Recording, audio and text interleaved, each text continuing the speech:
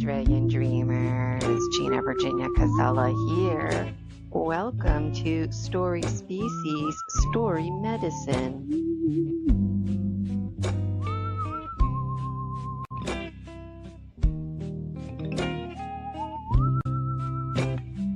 When we share our stories, we give and receive medicine.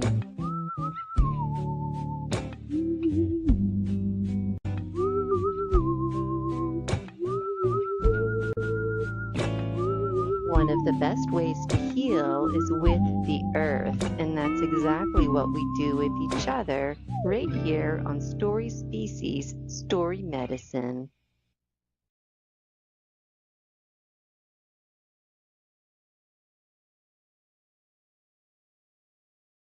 Ready to take your medicine? Hi, Dragon Dreamers. How are you doing? Gina Virginia Casella here. It's so good to be back with you. Love spending Mondays with you. Quick announcement 2026 Story Species, Story Medicine.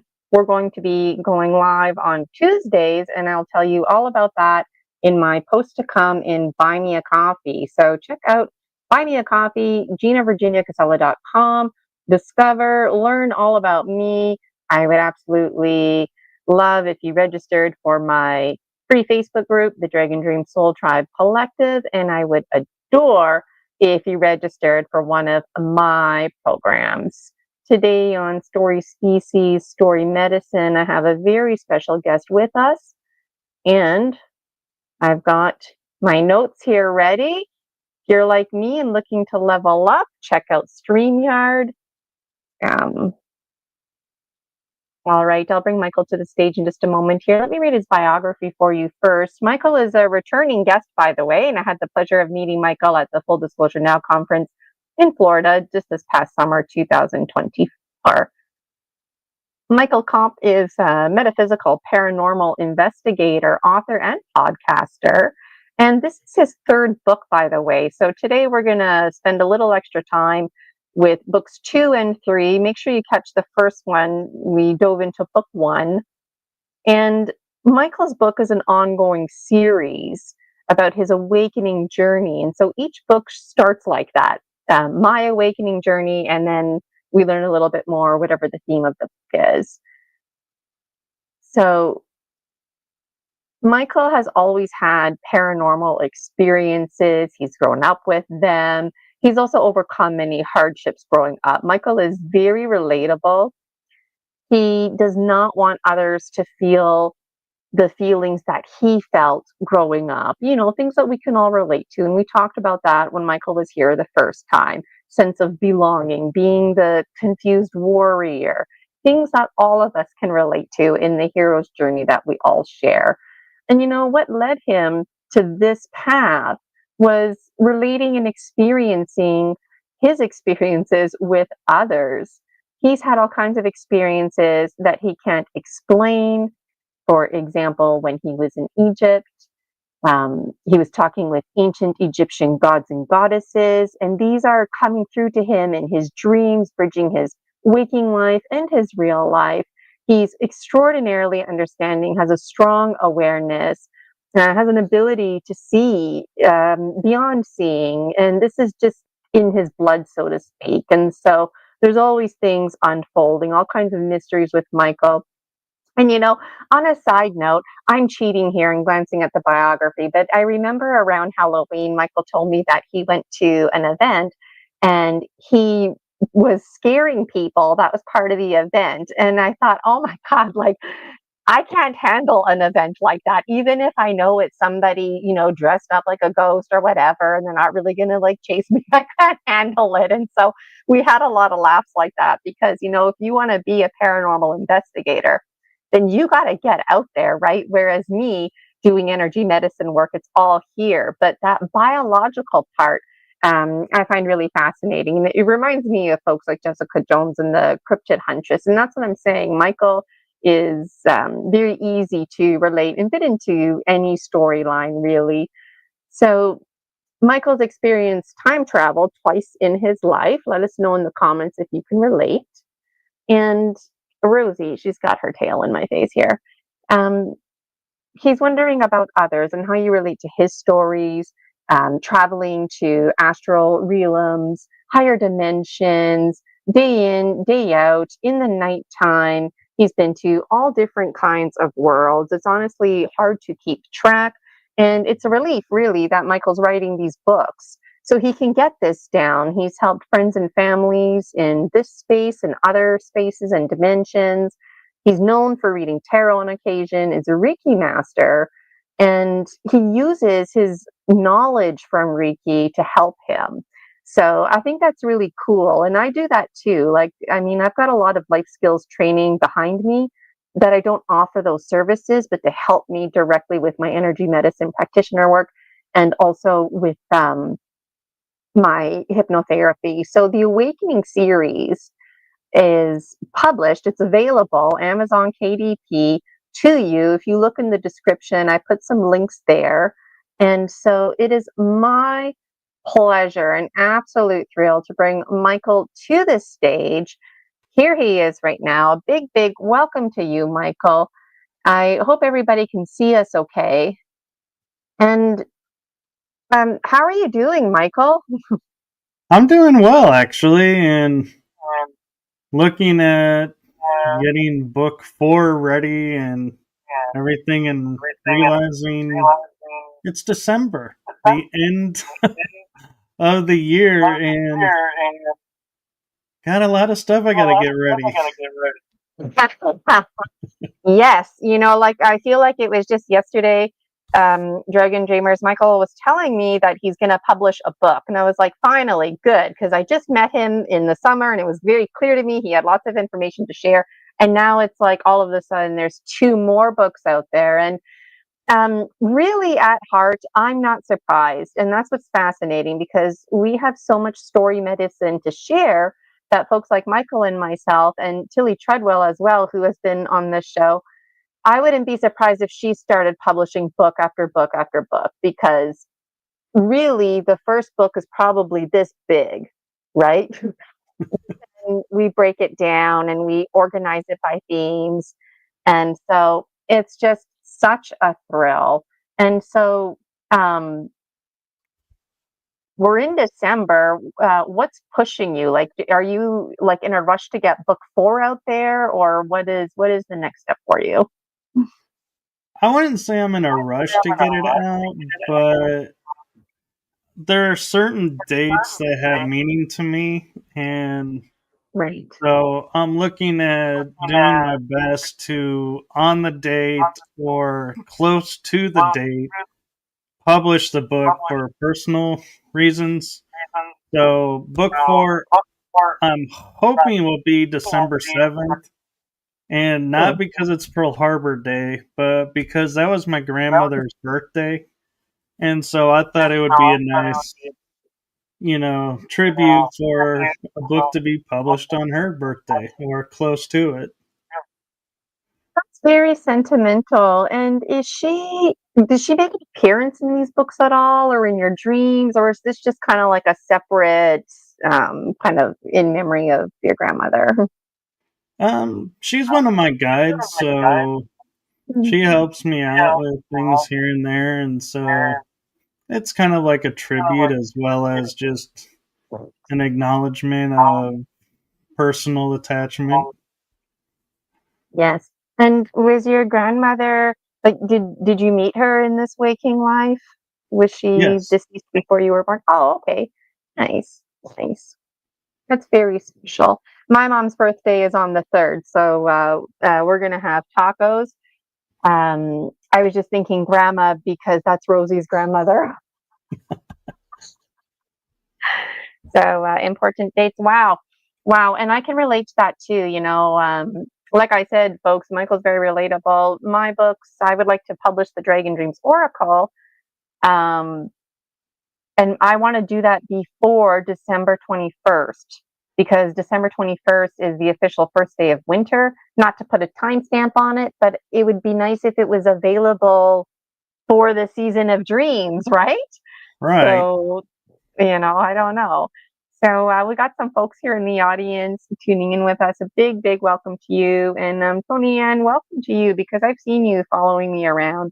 Beanie Boy 777. And then we've also got Slud 1292, Stan Luna. So welcome to people who are tuning in.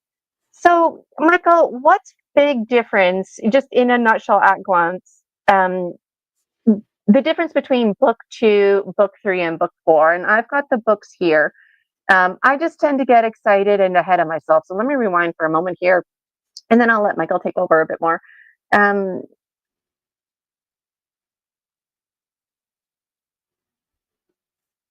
Big, big congratulations to Michael, because there's 2 more books available in the Awakening series. And I wanted to take a moment to thank Michael for his story medicine before I got carried away, as I tend to do, because it's really important. I know what it's like, to be that kid. I was born in 81, and you hear these stories. And then when I experienced a paranormal story, it just, this was before the internet, and it would have been very powerful. Somebody like myself seeing somebody like Michael on TV talking about his experiences. And so when people share out, it helps others share out, and especially children.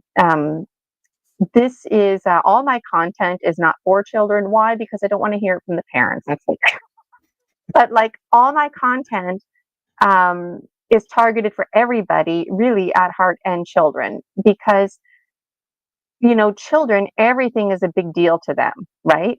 And so if they're trying to tell you something like paranormal experience, or like they're getting bullied in school, or it's confusing to like stand up for yourself, those themes, and they're struggling with that, and you push them off, well, then when they get older and they have like these big themes going on, why would they go to you? Why would they talk to you, right? And so there's a real powerful element to story medicine. And so thank you, Michael. I want to show the audience a picture of 2 and 3. I have them here.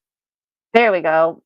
The Awakening, A Journey into the Metaphysics, and the artwork is by Selena Ingles. Here's another one. This is book 3, The Awakening, A Journey of Hidden Disclosures. My contacts are dry. So, like, Michael, if I could only buy one book, tell us a little bit about the themes. Like, what are the make or breakers between book 1, 2, and 3? Book 1, we spent a lot of time on last time. Why don't you just give us a little recap, and then I'll just leave this here so people can see that. Sure. So I'm new to StreamYard, those of you. I'll remove myself so it's Michael in the cover here. How about that?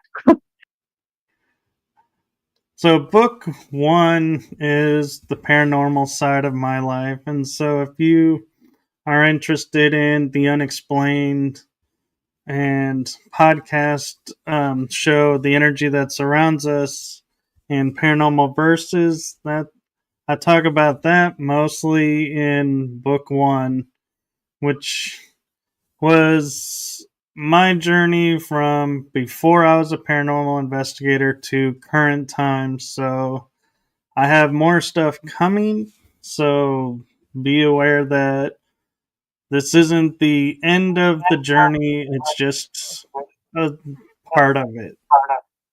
And so book 2 actually is a journey of hidden discoveries.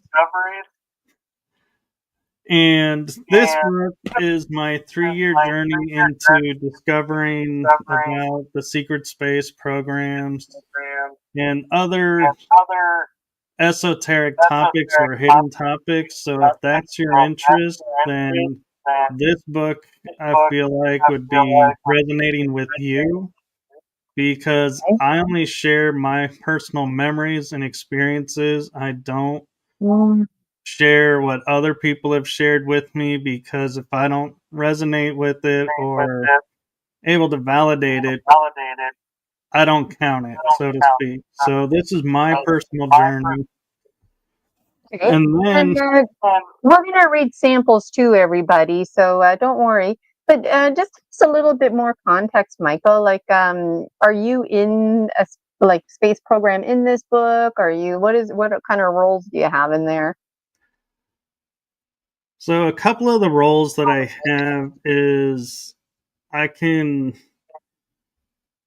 transplant myself from here to other worlds and work with other beings and doing work from peace treaties to helping them with stuff going on, or on occasion there's fighting wars, in which case we can get injured or die, but they have a means to heal us and bring us back. And so it's an Hmm. ongoing process, and a lot of it happens in the astral realms. And so that's where I've started to feel that's the real world, and this is just a simulation or dream world. And so I talk about it in the book, and it's where I share my, like, I have a memory that I was going to read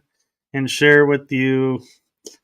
And the reason I do it is because it's a memory that I was not able to place. And then I talked with some people and they couldn't place it either. Then I did some research and I was like, oh, this sounds like this program.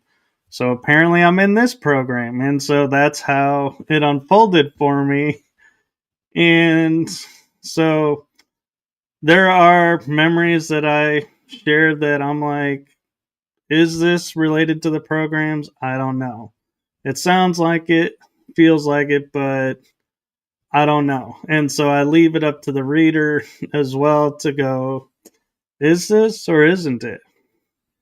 And part of the confusion around it is because I grew up metaphysical. So a lot of it I view as metaphysical work, not program work, but they seem to be intertwined. So I do my best to keep them separate so you don't get confused and be like, wait, why are we talking metaphysics and this? And going, no, this isn't metaphysics. This is different. And so I do my best, and that's the somewhat of a headache that I get with memories is sorting which are metaphysical, which aren't. That was great information. And thanks, Tony Ann, for the sound check note. I got to pause myself when you're talking because then when you're talking, I'm recording by accident your voice. I think that's what's going on. So, folks out there, if the sound is weird, it's probably me. Just I'll try to remember that. That was really great information, Michael. I was making notes while you were chatting because I was wondering, like when you said injured or died and they heal you, okay, yeah, I get that. But it's like, are you in avatar form? Are you in a dream form? What about the biological one known as Michael? You know what I mean? And then the way you ended it, you kind of answered my question, but the way you answered it is basically you don't have an answer. The answer is it's open, you don't know. And even yourself, I hear a lot of me in you because in my book series, I don't know what the hell I'm talking about, right? So I have to go on to the internet sometimes and I watch scary movies and try and find a language and a common ground without getting confused or influenced about what actually happened to me or, you know what I mean? And so that was very powerful. And when you mentioned peace treaties, that really struck me too, because um, like, yeah, I also thought about like project this book, project that book, blue book, black book, project Atlantis. Like there's so many acronyms and whatnot. And I'm wondering if your dream world or your um, information that comes to you, if it's provided like a solid acronym or a symbol where it's like reoccurring, and I don't know. Any insight on that? That would be too easy. No. Yeah. The memories come as like pictures or movies playing out, and then I just have to take and remember them, look at them, study them, and be like, oh, where does this fit? What does this fit into? What does this relate to? And if I can relate it to something, great. Now I know it's project related. If I can't, I'm left to wonder, is it project or is it metaphysical? And I want to go and address your question about, what we call ourselves out there, like what form we take. We call them alters. They're different timelines or different aspects of us. So the term that's been floated around the most is alter. And we actually were discussing, I was with another couple of people and we were discussing, the issue of alters versus the real. And we all assume the form we're in right now in this space is our real form, but we don't know that. We could be an alter and our real form is somewhere out there. And so it begs the, and it puts an interesting perspective into things of we assume we're the main entity known as Michael or Gina, and we may be alters to our true self, living out an existence mission here. And so that's where, as a friend put it in the programs, this is a really big mind warp because, yeah, you can get lost in a rabbit hole amongst rabbit holes doing this, and you got to be in a good headspace to do this because it can get very strange very quick. And so, yeah, it's interesting how we can take an entire lifetime of 20 years and condense it into 5 minutes here. That's where the term 20 and back comes from, is we did a life of 20 years doing mission work, completed it, came back, and in this reality, 5 minutes has passed. That's the technology they have, and our memories are wiped, so we can only remember what bleeds through. And in talking with other people, sometimes memory gets triggered and you're like, oh, and you'll remember that way. Yeah, that was very insightful. I was taking lots of notes. I tend to tuck a lot of thoughts away and then I forget them. So I try to take some notes. Yeah, like super soldier programs and whatnot, whether it's called that, whether it's government or not, since ancient times, people have been messing around with science and technology and bodies and really pushing the limits. And um, you know, when you talk about alters and like who's who, right? And in a novelty sense, I was thinking about Mad TV years ago, making fun of a movie with Arnold Schwarzenegger about clones, and there's like a clone baby, and that's the thing, they don't know who is who, and then it turns out like the clone, in all seriousness, believes that he's the real guy, but really he's the clone, and so they make fun of this, right? But like those things are not funny anymore.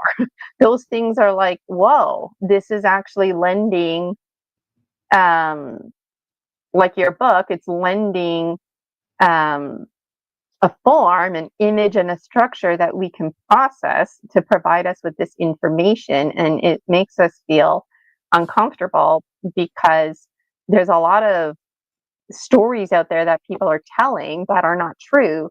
And yet we know there's lots of stories people are telling that are true. And we know that we have our own stories that we can't explain. And I took notice something just for the sake of mentioning it, because even though somebody like myself has had spiritual experiences my whole life and whatnot, it's only the past few years that I'm starting to not watch scary movies, but starting to be open to some of the language and ET categories and whatnot, just so I can have a common ground and know what I'm working with here, right? And I swear, in all seriousness, when I hear the word altar, I thought an actual altar, like the church altar. And so I was picturing like, something special, like a candle, and you have like a rock that represents you, and you do something special, create a story map with it, a sand painting, something spiritual. That's not what it means at all. But I was wondering, like, have you ever heard of, instead of like altar in the way that I'm talking about, where you would like worship and honor like the little statue that's you every day, because that statue is like the biological you, and then you, the spirit, you get to go off and have fun. I'm having a hard time explaining this, and that's another reason why story medicine is important, uh, because it helps us digest what we're saying. um, how do you determine an alter from a clone, from a biological? What are clues? So alters are our clones. They're the same. They're interchangeable. And so how it works is me being here right now talking with you could be the main version. But now on another timeline, I could be in a meeting talking about, oh, we're going to, be building this building here and it's for this purpose. Well, that's an altar on another timeline, and it knows of me. I don't really know how much we connect and interconnect, and how much our alters know of us or the main knows of us. But we also, though, this is going to really mind warp some people, is the term doppelganger. Those are clones that we feel are our alters that are operating here on this world at the same time. But the catch is the race or the military that's running that clone program is very careful not to have the main and an alter or another alter meet another alter in the same space. And an example of that was, I was picking up clothes from my mom's store because she hurt her shoulder. And when I walked in, the store clerks are like, "You're back." And I said, "I just got here." They go, "No, you literally just left 10 minutes ago." They said there was an exact copy of me in the same store 10 minutes apart. And that trip, I had a little bit more traffic than normal, so I was actually later than I was supposed to be in my plan. So I now think of it as, oh, so the powers that be manipulated everything around to make it so my doppelganger alter could do what it needed to do, I could do what I needed to do, and we never cross paths.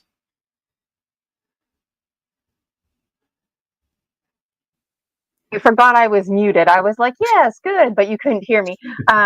That's really great information. And The thing about doppelgangers, like the first time I heard about that was back in 2006. I was teaching English in South Korea. Never heard of a doppelganger in my life.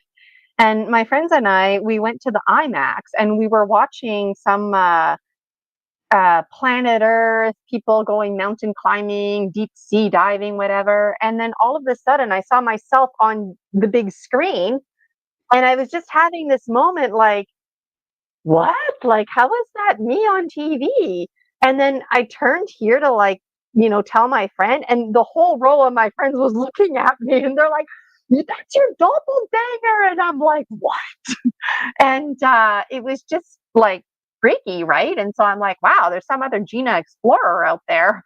Um, so something else you said that caught my attention was I relate to that because there's these different Ginas that I connect with. They're all different ages, mostly children, and they're all fragments, part of me. And so I was going to ask you, do you think or feel or have a sense of knowing that those fragments of you became fragmented because of trauma?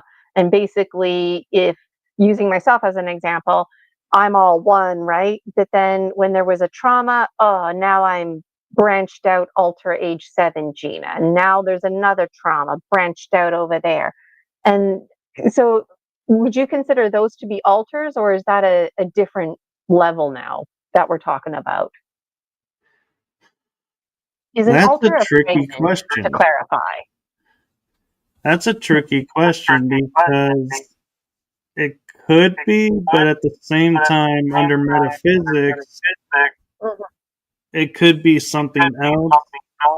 So, an Right. alter is created by a trauma schism where your consciousness is ripped from your body and then downloaded into that clone. And it goes and does what it needs to do, is trained to do what it's need to be done. So, an example is I could have an alter that's a trained assassin. I can have an alter that's a trained monk. I can have an alter that's, multi-billionaire. Right. I can have a, super soldier alter. I can have a werewolf alter. They're not limited just to human. Yes. And we, so alters, because of the way we are, the term is schismed, we can operate in any time. So knowing about the werewolf altars, for example, I was talking with someone and I was like, so the legends of the werewolves here on the planet, I'm starting to feel like they're us and we created those legends by getting witnessed when we weren't supposed to be witnessed, and that's why there's no real like tangible evidence, but people have claimed seeing. And this person that was channeling said that is correct, that we did create the myth and lore of the werewolf here on the planet by people witnessing and not understanding what they're seeing. And I was like, so now I wonder how many things in this world that are unexplainable throughout history are because of the programs, and it lays a whole new dimension to it. And and thinking about what you were asking too is, the body is a really powerful machine, and the mind is as well. And so the reason I say that could be program or it could be metaphysical is, in the metaphysical, for you to process what you're going through, your mind can splinter and create a version that will turn around and help you guide yourself through a traumatic experience, in which case that's you helping you. It's not an alter form of you. here. And so that's where, like, it becomes confusing who's doing what, because it is possible an alter can come and help, but it also could be your own self helping yourself in a way that it makes sense by creating an imaginary friend, so to speak, version of yourself that'll Yeah. help you through it. That happens in your books. That's basically what your books are about. It's about you and your real life and how this is all bridging together, It is. you know? And thankfully, Michael's here to give us this insight because I don't get hung up on it. I did fall down the rabbit hole a number of years ago where I was like, I need to know every category and how everything works. And I let it all go, and that's part of my story medicine is just, taking it in for what it is. I feel like as a paranormal investigator and also writing your own material, you can't help but weave between the medicine wheel and all the power animals because everything that you're saying has to do with all of them. Like hummingbird in particular, rising to the level of art, hummingbird associated with images. That came to me a lot when you were talking, and just like lots of connections there. I'm noticing Sergi. I have Translate on Facebook, but I don't understand your comment. If you can put it in English or if there's a translator there, I'd love to read it. I hope it's appropriate. Is It looks Russian, so it look I'm not Russian? sure. Looks pretty cool, anyways. And thank you, everyone who's able to tune in live. What I want to do before I forget, too, is ask Michael this right here. Where did it go? Because it's still, oh, maybe I'm in the way. Am I in the way? Is that why it's not? There it is. So the crystals, like, where are you in this picture? Is this like just like a general picture, or is this a certain scene where it's like, where are you? Tell us about this. Okay, I'm glad you asked that because there is hidden symbology in Oh, every cover. And so Selena does really good at taking what I'm envisioning and bringing it into reality. And so this cover with the metaphysics, the crystal is symbology of knowledge that we're tapping into. And so it's not a place, but there are crystal caves and crystals all over this planet that contains information and energy that we can tap into and use. And so when I was visualizing metaphysics and a journey into it, I was trying to think what would be an image that would relate to people about that. So I had used AI to create images to work with, and what we decided in the end was this crystal that's sharing energy with me, and the stars above is to show that this is not physically here, it's out there, it's in the mind, it could be anywhere, but it's showing tapping into wisdom. And so that's the story behind that cover. And the just before you tell us about the third book, because we will get there. I noticed too, like the man on this cover, like that's you. But then this other book, the first one, look how young you are. So just at glance, like book one and then book two, like um, how old would you say you are in like represented in this book compared to the second one?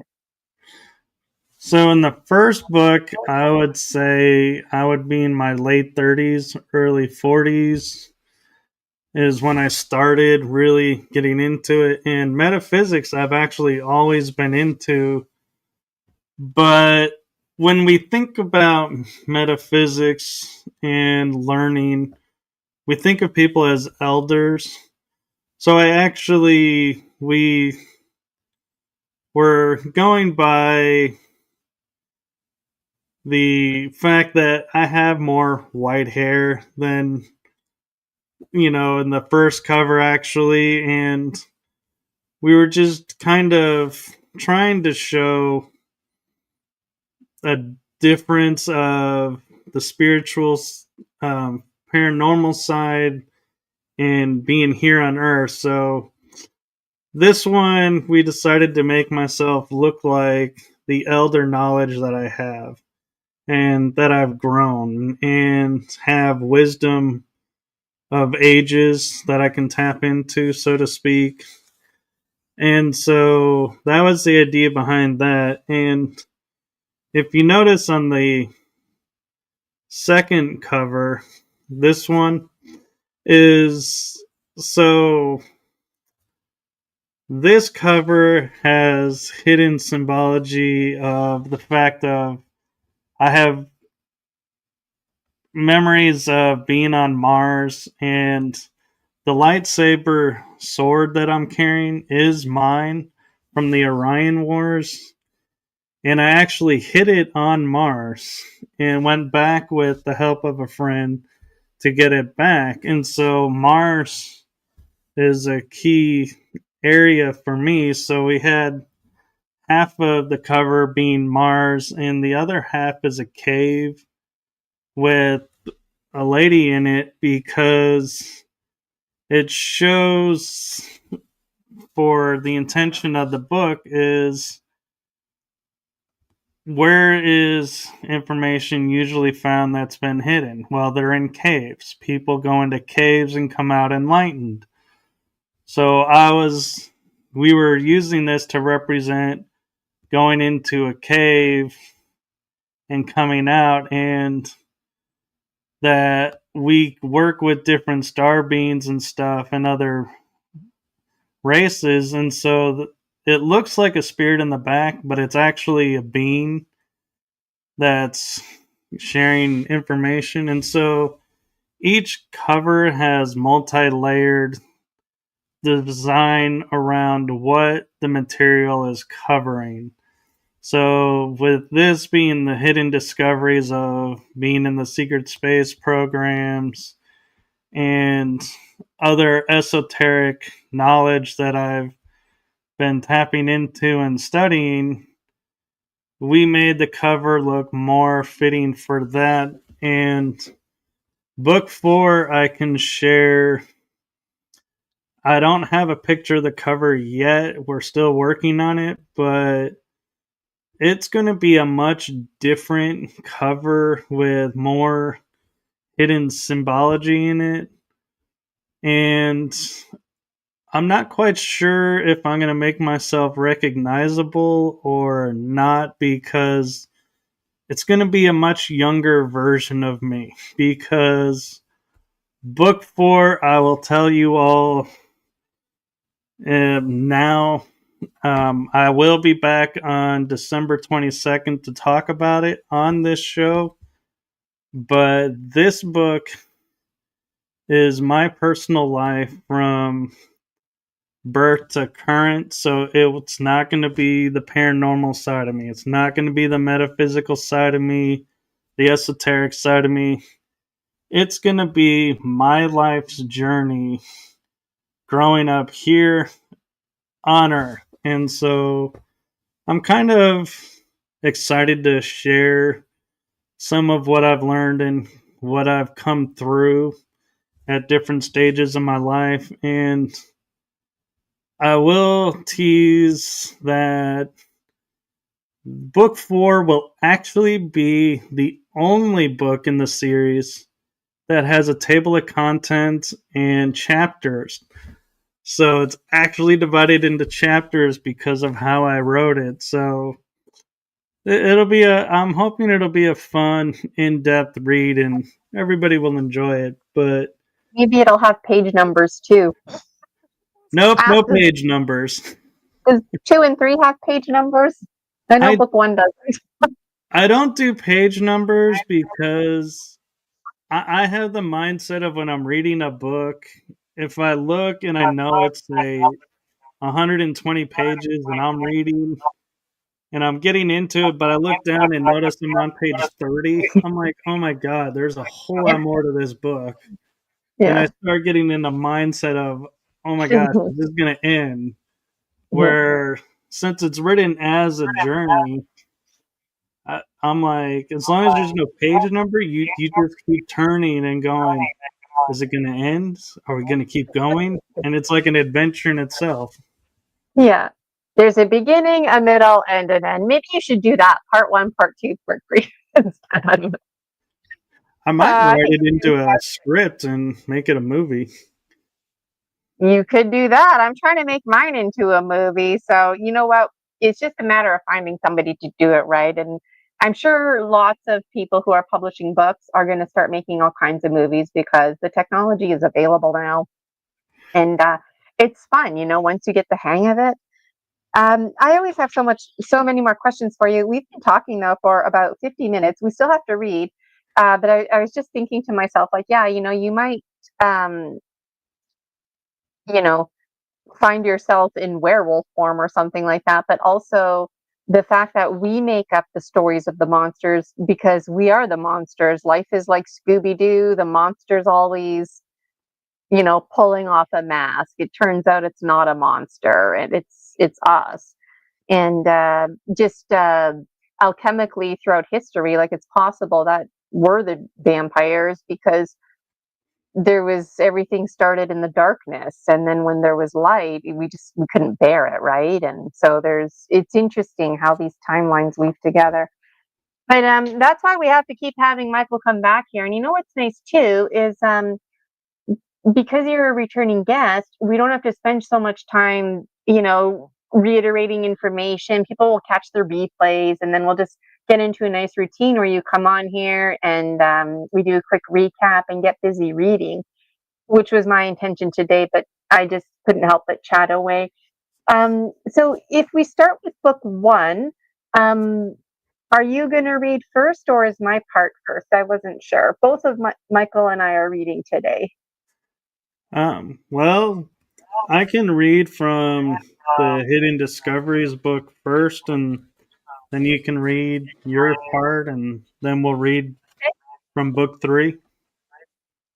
Yep. I cut and paste it, so I just need to cut and paste it into the teleprompter. Hopefully it's in the right order. So, Dragon Dreamers, enjoy Michael Kopf for you reading from his own book. Again, you can find the link in the description. You can order it. Amazon's really great. You could have it by tomorrow, possibly. And I'm going to remove myself from this stage and then I will return. So take it away, Michael. And thank you so much again for your story. Thank you. And so this is from A Journey of Hidden Discoveries. This is, I have a memory from which I was a preteen and again as a teenager, which is something I can't explain. It is a memory that I can't place, but I know is me. The memory is something I will try and explain here.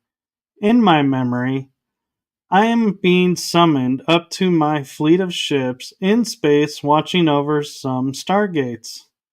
I arrive out of body onto the ship and walk onto the bridge. I address the officer in charge and ask what I was summoned for. The officer proceeds to share with me that there is a gate activity that is unable to stop, and there is no response.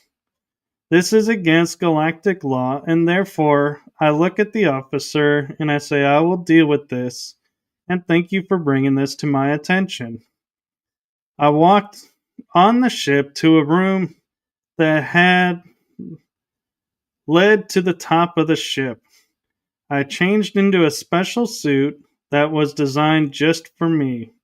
The suit was a bluish color and had no markings, but was very form-fitting. I did not wear gloves or a helmet with it. My boots naturally fit to my feet, and adhere to whatever surface I walked on. I then make myself appear on the top of the ship in space.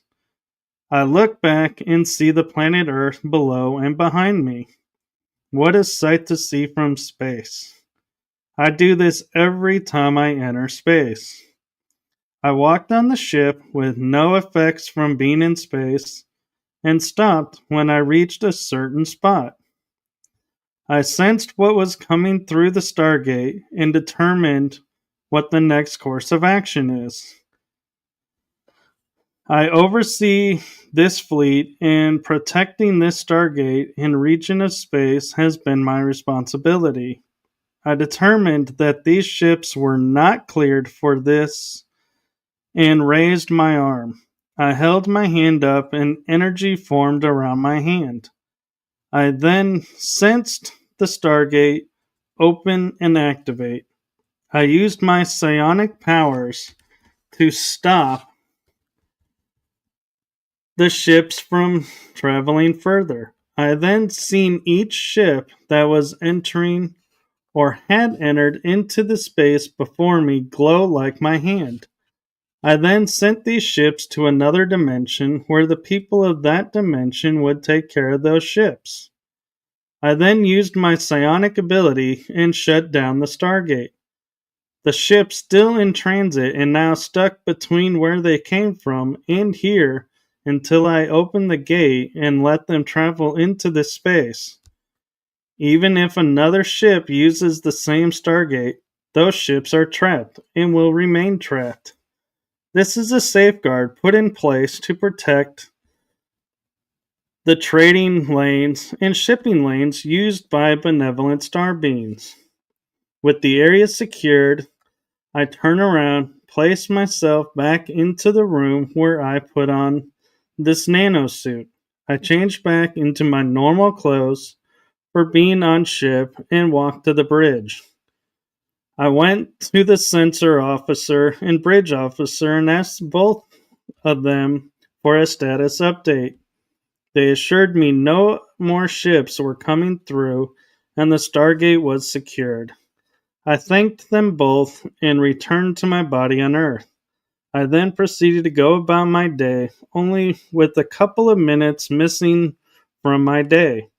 I also have memories of commanding ships in orbit in order to assist mankind and prevent dark, low frequency races from interfering on this planet. The fleet is one of many fleets in outer space, and few know of them all, and all are classified for their protection and for the protection of those who command the fleets from here on Earth. So that is one of my memory adventures, and the beauty of that memory is while researching, I found out there's a program in the space program, secret space program, called Solar Warden, which are the protectors of the space. And so in discovering that, I figured out I must be a part of Solar Warden because my memory seems in line with what they do. So that's how I put those two connections together. Oh, that was really fascinating, and when you read it, it just seems so like natural and casual that these experiences are happening. But I wonder, um, was there a sense of fear or uncertainty, or is this like it just seems very flowy, like you know what you're doing, you're comfortable in your own skin in these other realms. Is that what you're hoping readers are inferring when you're sharing out? That's a good question. I haven't thought about that. I'm sharing for me, it's like normal for me to go up, interact with them on the ships, see what's going on, and then come back here and do what I'm doing here. And so for me, it's comfortable. Do I think it's going to be comfortable for everybody? Not at first. Mhm. At Mhm. first, there's going to be the, oh my God, seeing Earth for the first time in space. Everyone has that moment. And Mm. the fact of being out of body is something too that a lot of people will need to adjust to. I naturally go in and out of body, so it wasn't much for me to be comfortable with it. Right. I think the more interesting part for me was just Mhm. noticing, like, I felt like I needed to point out I wasn't wearing gloves or a helmet in space because Oh, yeah. everybody's going to be like, well, yeah, you're walking in a NASA spacesuit. No, it wasn't. Eh, I was totally fine. No, Yes. energy keeping me safe. Makes sense. And that was something like, in noticing it, going, yeah, stuff that I take for granted, going, yeah, that's normal for me being in space in that outfit. Well, the reader doesn't know that, and so it's like I feel like I need to take a little extra to show this and show, Think so? I don't think so, Michael. I think it sounds very natural, normal. That's why I asked, because you didn't mention, like, now this is happening and I feel terrified. Like, you didn't go down that road. So, if you want readers to get that message, I'm getting that message. So I wouldn't make any announcements about it. I think it comes across really great like that. And that's why we have to have these conversations, like seeing Earth for the first time in space. Like, yeah, like, I mean, I have this one reoccurring dream. I go far, I mean, I go far all the time, but I'm always like in the neighborhood, so to speak. But this one dream, I don't know what happens, but it's like being inside a kaleidoscope, and it flips and flops and shifts and rotates. And I don't know where the hell I am. And I'm so far. I didn't even think to look back. I just know planet Earth is like not there. Like, it's one thing to see planet Earth behind you, but to like not see planet Earth and not know where you are, and there's no like Orions, and just trusting where you are. I find that very fascinating. I'm going to read my little part, and story species, story medicine. I aimed for it to be an hour, but clearly it's going to have to be like an hour and a half show. And then you're on demand, Michael. You're going to be hosting somebody else tonight. Okay, so I'm going to remove Michael. And or Michael, you can stay on the stage with me while I read it. Why would I remove you? You're this. Okay. Here we go on the teleprompter. All right. So this is from the same books, folks. This is from book 2. Growing up, I would have strange ideas, and whoa, this teleprompter is on fast forward. Let me restart that because I want to do this some justice here. And if you're looking to level up, make sure you check out StreamYard. There's a link there. Thankfully, this is easy to navigate. It's familiar, just like Michael's dream. All right. Growing up, I would have strange ideas that would pop into my head and no idea why I would be thinking of them. One example was that I would not spit on the ground or in a trash can, only in toilets, sinks, or swallow it. I did not want my DNA to be taken without my consent. I know this seems strange, and as a kid, um, I can say that, but this was my reality when I was in elementary school until high school.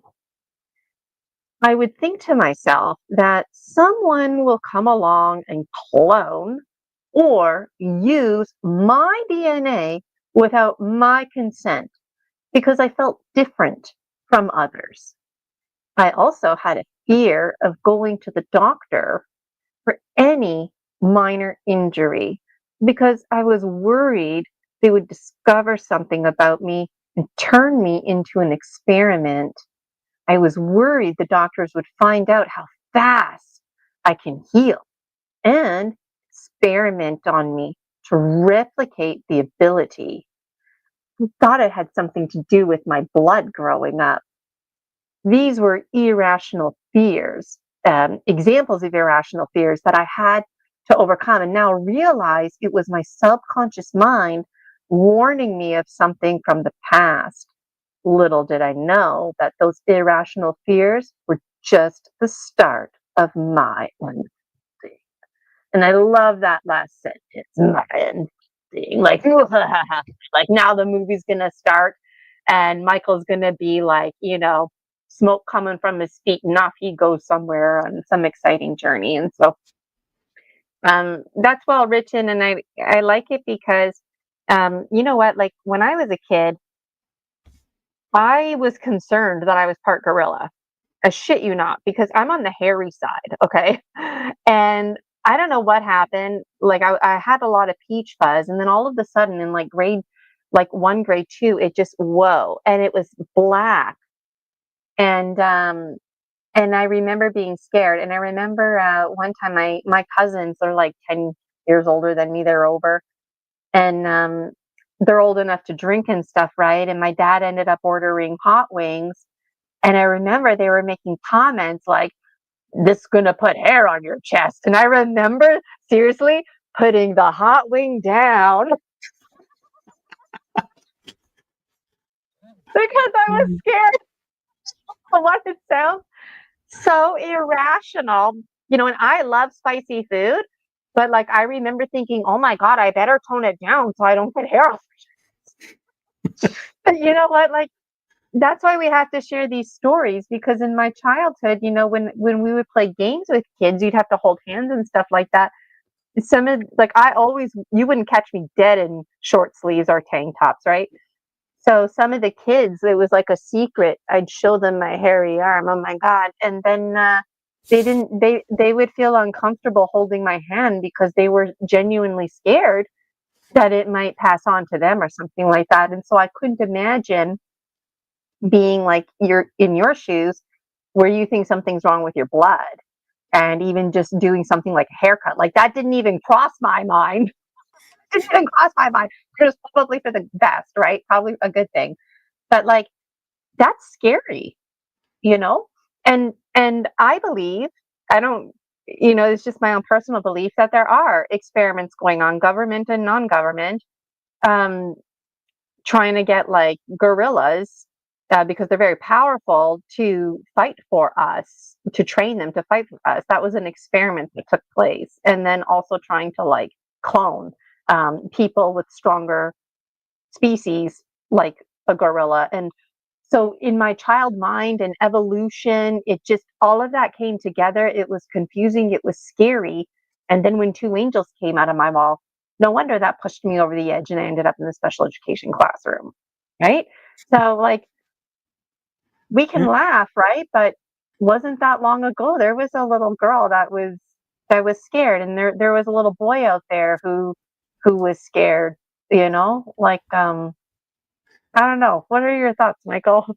Well, what's actually, you're going to find this kind of funny is I had never thought about haircuts. And so now I'm sitting there thinking, oh my God, you're right. Getting a haircut would be putting my DNA on the ground. That Band-Aid you put in the garbage. So yeah, I'm like, wow, I didn't think, I always thought about it. Either it came from DNA, came from the blood, or from saliva. I didn't think about the hairs. And so, yeah, I was always comfortable getting the haircuts, but now it's like, I'm like, oh, maybe that's how they did it. That's the child mind, right? That's the child mind. Like, what if you and I were back in time and we were in the same classroom, and you had a drink and I snuck a drink from it? Like, am I now possibly stealing your DNA? And then now I'm going to go spit, and because I have your spit in my mouth, kind of thing. Like kids behave like that. Um, wow, wow, wow, wow. Yeah, And only in toilets, right? Because you see, the mind's number one job is to protect. And really, just kind of going back to a comment you made earlier about animals and how, in these past lives, we're not always presented as the Homo sapiens sapien form, which could freak people out too, right? But in the natural world, when I think about the predation cycle and the food chain and how it all works, symbiotic relationships, I think about water when you say toilets. And for animals to cover their tracks, what do? They walk the water, right? Right. And what are you doing? You're disposing things in the water. Like there was some kind of intuitive give it to the water, and the water will protect you because it will protect the scent. It wasn't just about DNA. I feel like there's a storyline there where you were being protected, some kind of feminine divine energy, I don't know, water connection. So now in this life, in your childhood, you're like, you got to spit, but you're like in the water, like in the toilet, right? Because I could see you as a kid swimming, and there you are in the water, and there's like, water gets in your mouth or whatever, that's fine. But if you were out of the water as a kid and for some reason you started drooling because you were eating sour candies, like maybe that would make you uncomfortable and you would grab a napkin without even thinking, this way of knowing. Or maybe you would run to the sink and splash water on your face. And so I wonder if what I'm saying right now in this moment is triggering you in a positive way, just bringing back memories, or maybe tonight, the next month, you'll have dreams. Keep me updated, because that's another reason why story species, story medicine is so important, because I believe that you're in my dreams too, and I'm in your dreams. And it's not a matter of if, it's a matter of when we're going to be like, that's you in my storyline. That's you in my storyline, right? Right. And in full honesty, the reason I would spit in water sources is because in my mind the water would corrupt the DNA sample, so they couldn't use it. And so somehow, as like elementary school, and I'm talking like grade 1, 2, 3, I had enough knowledge in my head to go, if I want to get rid of this DNA sample from my mouth, I got to put it in water because water will break it down and make it non viable. And, I sit here as an adult and I'm like, what kid at that age knows about DNA and knows about what breaks it down, and if it does in fact break it down? And so that's where it's like, I'm like, that's why I call it irrational, because no kid should rationally be thinking about this. Yes. And just for folks tuning in there, Michael and I are in the same age group. This was before Jurassic Park. Jurassic Park came out later on when we were like in grade, 7, 8, something like that. So those kind of conversations weren't really happening. Sometimes I feel like we need to even remind ourselves, so the creativity and ways of knowing really coming through, Yeah. right? So Well, and a funny thing too, as you bring up Jurassic Park, when I would watch those movies, I'd always be like, why are you creating the meat eaters? The herbivores that won't kill us are so cool. Why are we doing the meat eaters that want to kill us? I know, you know. I have dreams about dinosaurs too that they're not even published yet. I still have a suitcase here. But if you're okay with it, Michael, are you okay sticking around for another 20 minutes or so? Sure, Do you have time to read that other passage? I can. Okay. And I think from now on, I'll just make story species, story medicine. This is the 8th episode, an hour and a half, because you know what? Um, takes time to read, and then I like to digest things. I can't help it, like the teacher in me. Random connections, like the toilet, the flushing, the water, stories that come up, like me and my hairy body and the fear of getting hairier because of hot wings, like that kind of stuff. Um, and the joy that comes from sharing stories and the ability to look back and laugh at ourselves is really important to me. Um, You, so thank you you again, laugh, Michael. but Oh, I have one of that's my own sorry. from that. What did you say? I was talking over you. Sorry, I was saying you laugh about with you and the hot wings and the hairy chest. I had a similar one where somebody told me if I eat the seeds of a watermelon, it'll grow a watermelon in my stomach. What you got to do is wait for a pregnant woman to walk by, and that's when you tell that to children eating watermelons. You see that woman over there? She ate a lot of watermelons.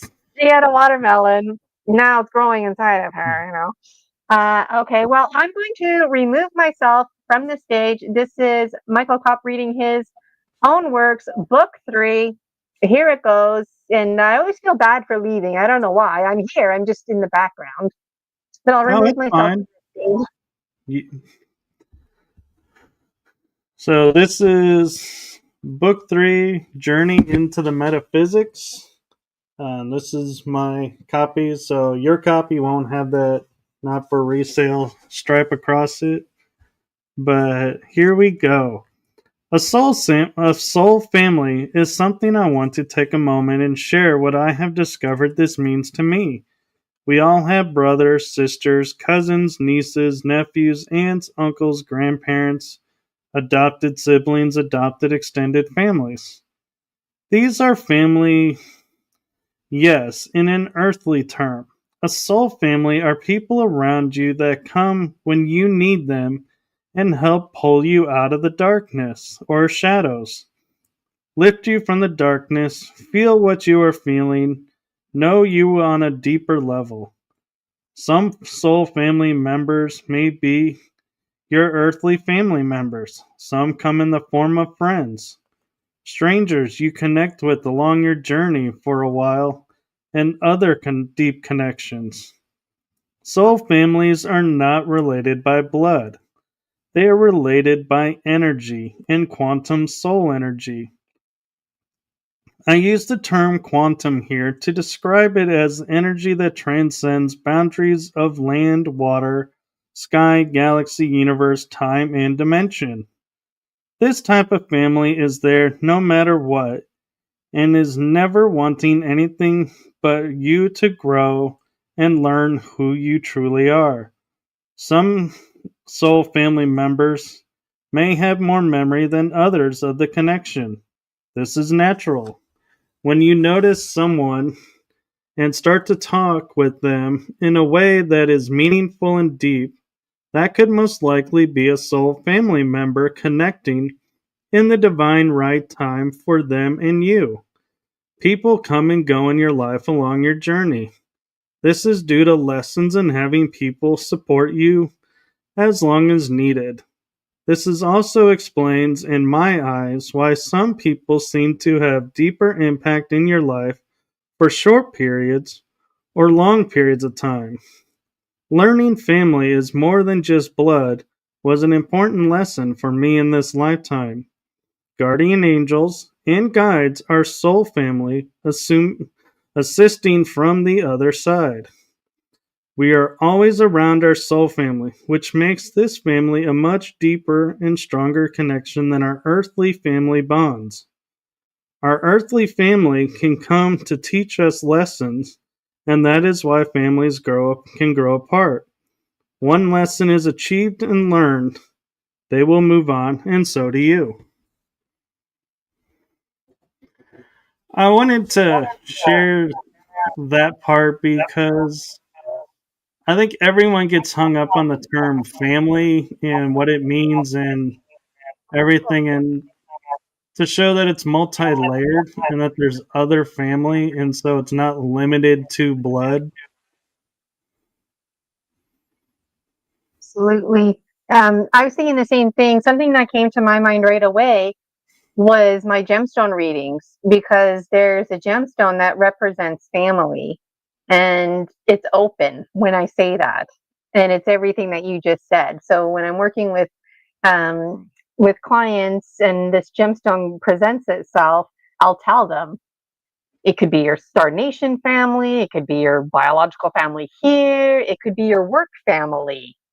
People have different ways of knowing and understanding of what a family means. Like a brotherhood, for example, could be perceived as a family. And so what's really interesting too when you were talking was, if you want to use the word species, angels, ET, spirit guides, all of these folks are family. They're from our lineages, and that is important. And that was well read, by the way. You were nice and relaxed reading it. Um, any other thoughts before I read mine? Not offhand. I put the link there. Folks can find Michael's books. There's 3, and there's a 4th coming. I was thinking too, I really delight in this experience because, like, there's a respect thing here, right? Like, I believe and I'm open to whatever you're saying, and you're just believing and open to whatever I'm saying, and that's nice. There's no cancel culture here. That didn't even occur to me until this moment, because somebody might be listening to this and think, well, I think this and that. I agree, I disagree. But you know what? That's okay. You're allowed to agree, disagree. You're allowed to have your own interpretations. That's all part of the alchemy and why story medicine is important, right? Some people might perceive an angel and an ET as the same thing, whereas for others, those are very different things. You know what I mean? Some care, some don't care. And I'm excited as your book series unfolds, the other vocabulary that might present itself. Maybe you'll present as an angel in a certain situation or something, or you'll present as the spirit guide assisting the fragmented or the alter version of you. So you've got at least 500 more books to write, at least. Okay, let me read. This is from Michael's book, just to reiterate, those who are tuning in, I can't take any credit. My books are called the Dragon Dreams book series, which you can also find that link in the description. But what I'm about to read right now is from Michael's book. All right, and I think the teleprompter isn't on fast forward anymore. Some principles in the metaphysical world are not always easy to look at. Principle in the metaphysical world that I grew up with that causes some confusion and is also hard to wrap one's mind around is the mirror principle. I learned the mirror principle is that whatever you see in the person you are talking with reflects what you see in yourself. This means that if I am talking to someone and think to myself, I love how that person thinks about this subject, that means you love how you think about that subject. If you love how calm someone is that you are interacting with, you love how calm you are. Opposite is true, though. If you get upset how someone is reacting to something, you are really getting upset with how you are reacting to that something. An example of this is if you see a man playing darts and are getting upset that he is taking advantage of the other players or cheating at the game, there is a high probability somewhere in your life you are taking advantage of something or cheating somewhere and not happy about it. Simply put, watch what you like and dislike about people you interact with to gain some insight about yourself. There is no harm or reason to get upset, beat yourself up with anything dealing with the mirror effect. Another thing I am guilty of and need to be careful about is owning other people's perspectives.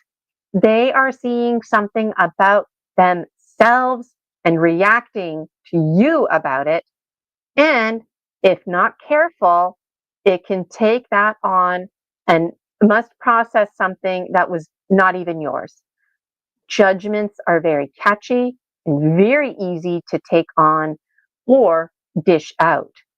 This mirror effect is a two-way street. That is key to remember. You can be calm, and if someone is seeing you as hyper or over the top, then it is that person seeing it that is truly that way, not you. It is hard for the mind to realize what we see is what we show ourselves. This is something that I still get tripped up on sometimes and is a trap sometimes too. It is a great tool to help us see our shadow side.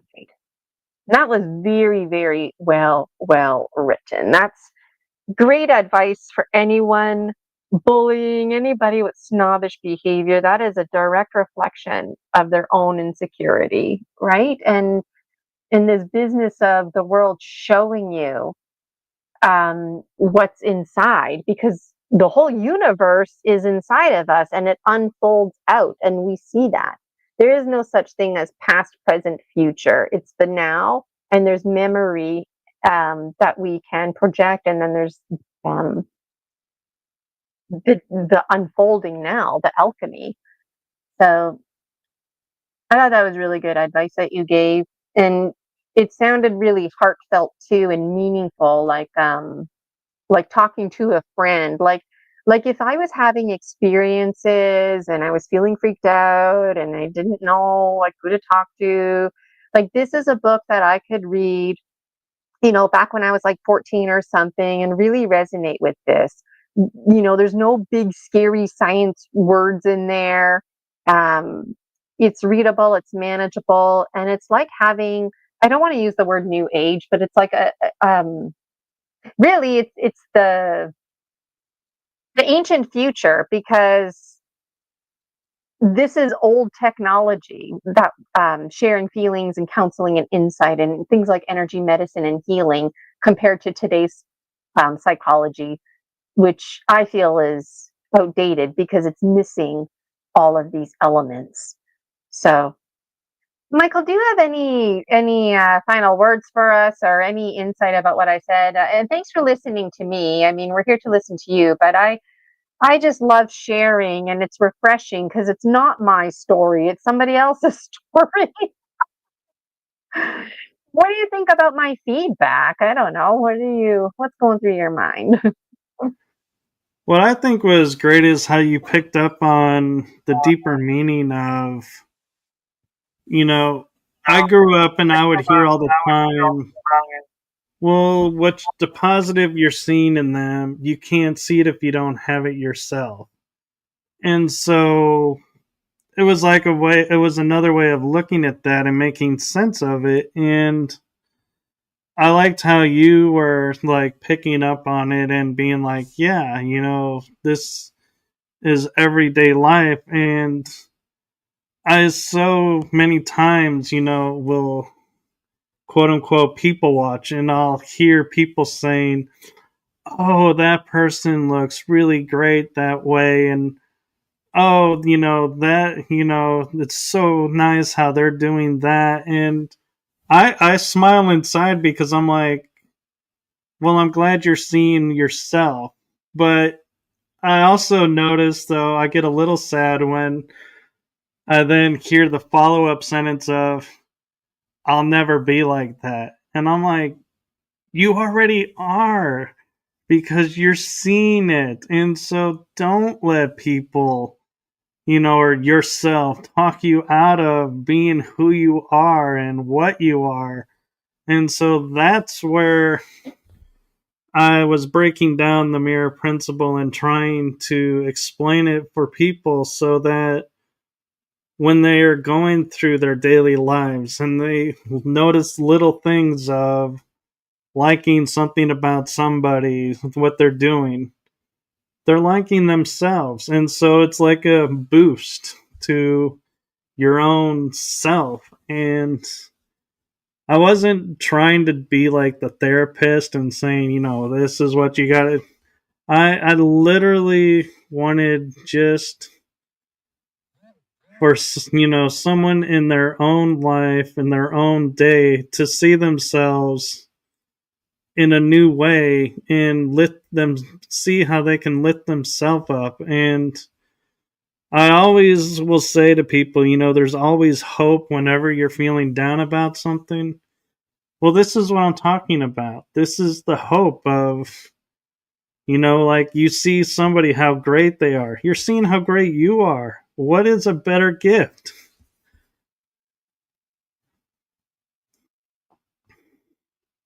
Yeah, that is amazing, and I feel like book 4 is going to be a real hit because it's going to be that part of you that's the real you, like you were saying earlier, the now in this reality, and just I wonder, like, after having these conversations now, or even like laughs, about the DNA in the water, how that might even influence your writing or your reach out to the child selves or the characters, archetypes in these books presented.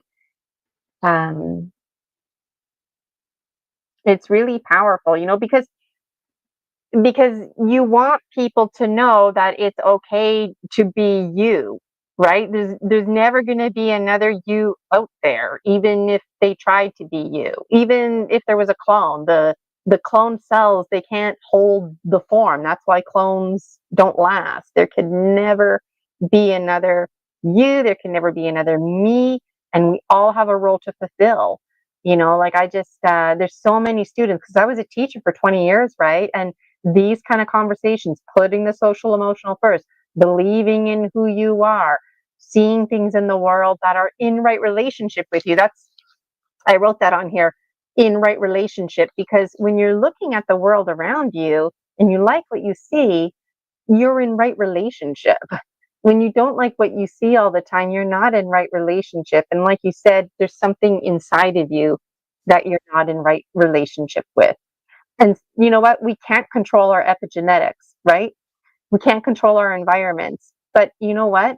That's all part of the hero's journey in making those connections and doing things like moving away from home, or, leaving your environment and recognizing your worth.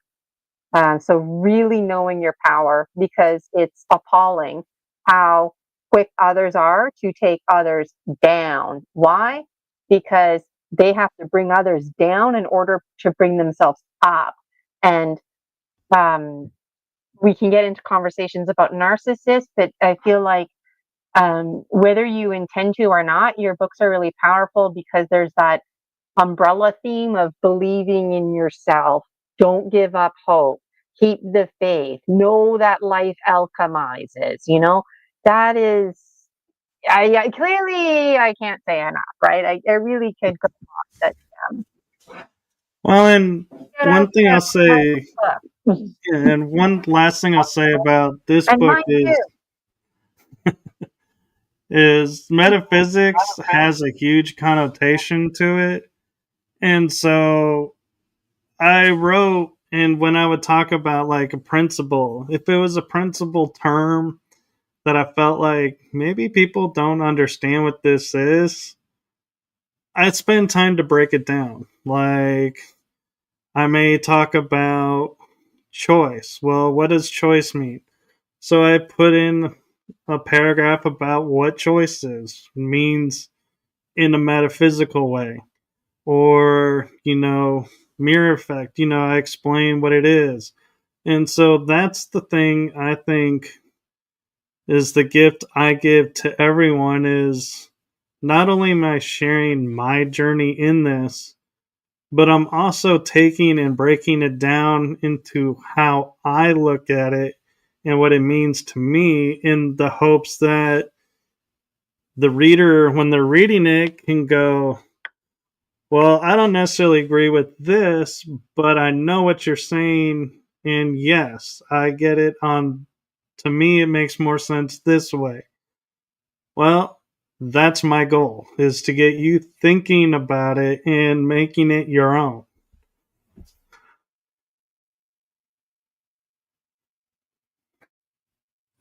You're muted, Virginia. Yeah, okay, there. Sorry, I didn't realize I was muted. Um, because my microphone's here, and then it's like you're talking into my microphone and it double times.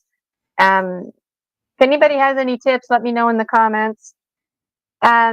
Michael, thank you so much for being on Story Species, Story Medicine. Much gratitude to you. I really appreciate you. I appreciate you being on my show and sharing, and for us to see this personal side of you.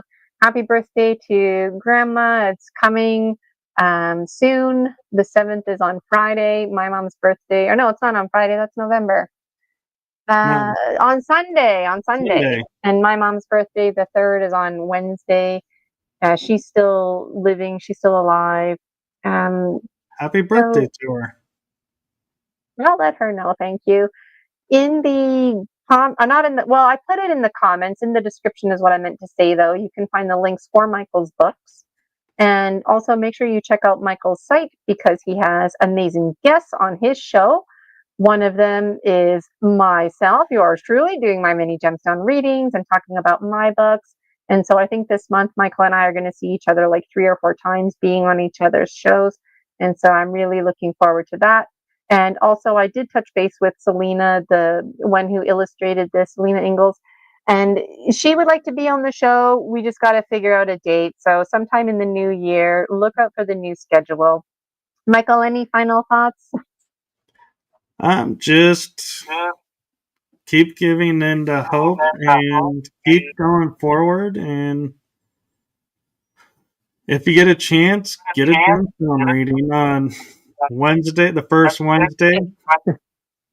And, just keep following along because our goal is to always bring someone or something to awareness that'll help. And you never know if you don't put the time in to watch, you don't know what you're missing and can learn from. So we're always learning. I know our parents told us that, and we thought that would never be true, but it is, and it's a beautiful thing. So